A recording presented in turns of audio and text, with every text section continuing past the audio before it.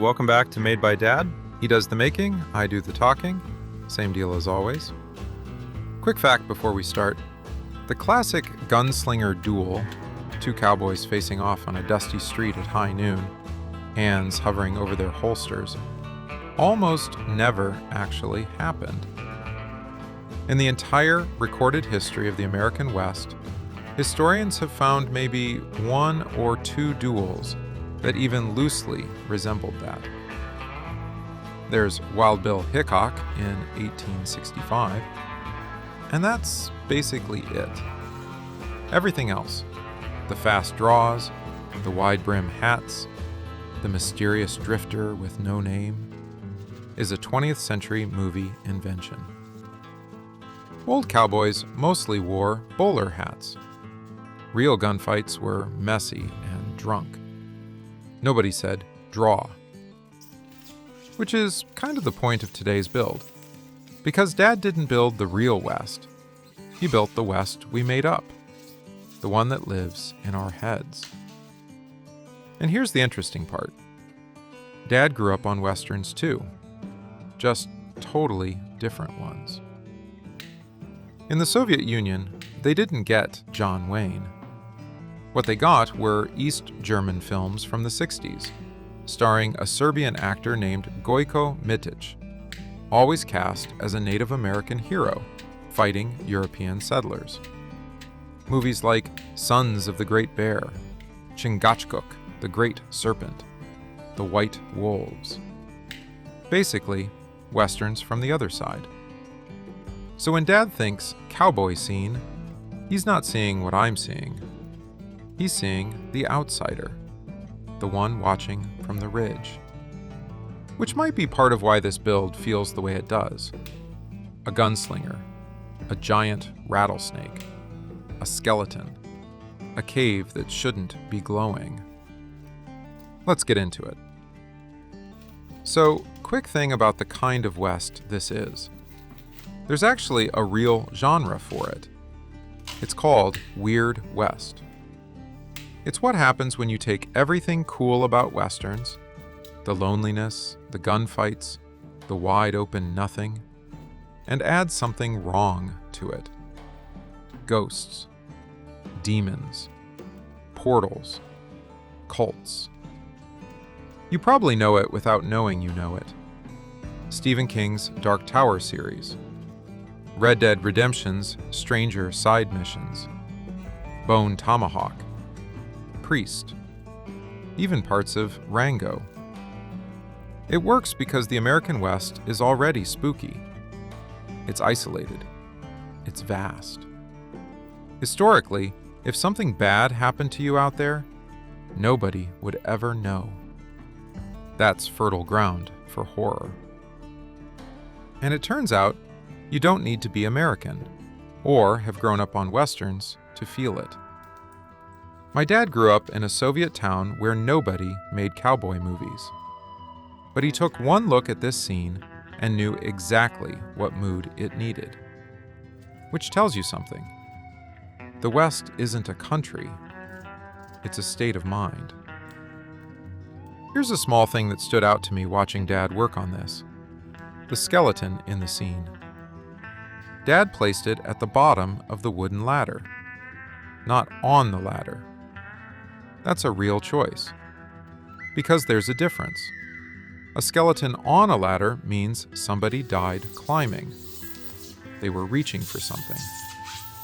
A skeleton at the bottom of a ladder means something knocked them down. Somebody or something was up there and didn't want a visitor. Two completely different stories in the same object. Dad picked the second one, without saying a word about it. And I keep coming back to this. Storytelling instincts don't need a specific culture. They're older than movies, older than books, older than language, really. Show a human being a scene with a lone figure standing in front of something strange, they know exactly what to do with it. That's what makes this stuff work. Not the paint, not the sculpting, not the LED bulb glowing in the cave. The choice of where to put the skeleton. Something about the rocks in this one. Every single rock in this build was cut from a block of styrofoam. That's it. Just foam. The kind you get around new appliances, packaging peanuts, insulation. Nothing special. Foam is soft. It's man-made. It's the wrong texture entirely. Obviously doesn't look like rock. And yet, by the time Dad's done with it, it becomes sandstone. Weathered, cracked, layered, dusty. The kind of rock that looks like it's been standing in a desert for 1,000 years. I asked him once how he does it. He shrugged. That's usually his answer to anything craft-related. Not because he's hiding some technique, but because there isn't really one to hide. It's just try something, look at it, decide it's wrong, try again. Over and over. Until foam stops being foam. And the wild part is, the rocks aren't the point of this build. Nobody watches this video going, wow, the rocks. They're just there, doing the job, existing, which is the actual craft. Making the invisible things look right, so the visible things get to shine.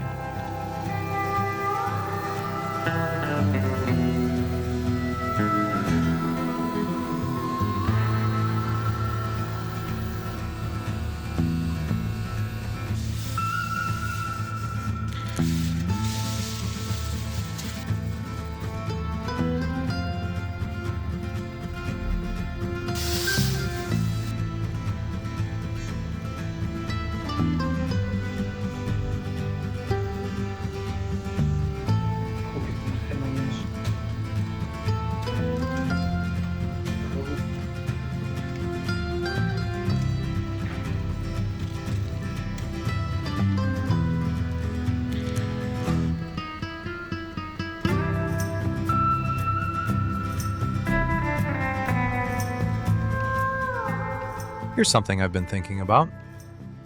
The portal in this scene, the glowing thing at the back of the cave, is completely made up. There's no game reference, no movie reference. Dad just decided the cave needed to be lit from inside with something impossible. But here's the thing. Every culture on Earth has some version of this. The Greeks had gates to the underworld. Every one of them was a cave or a chasm you could actually go visit in real life. The Norse had Bifrost, a bridge between worlds. Native American traditions had vision quest sites, specific locations where the veil between the ordinary and the spiritual was thin. Celtic folklore had fairy rings and thin places. Even the Bible has doors in it.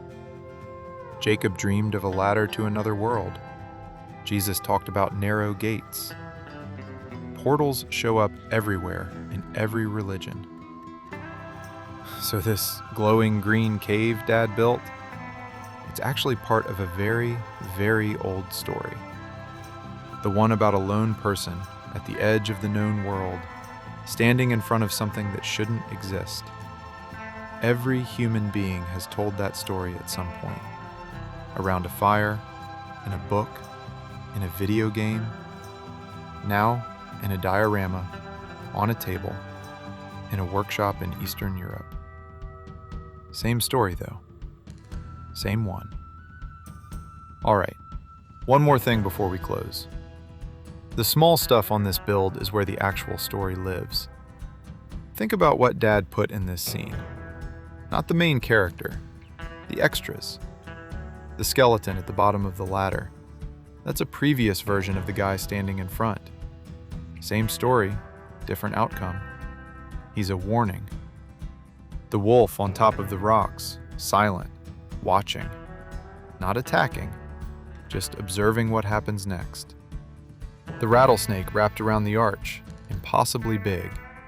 Guardian. Barrier. Or maybe just a landlord who was there first.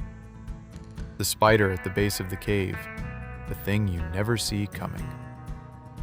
These aren't decorations. Every one of them is a piece of the story.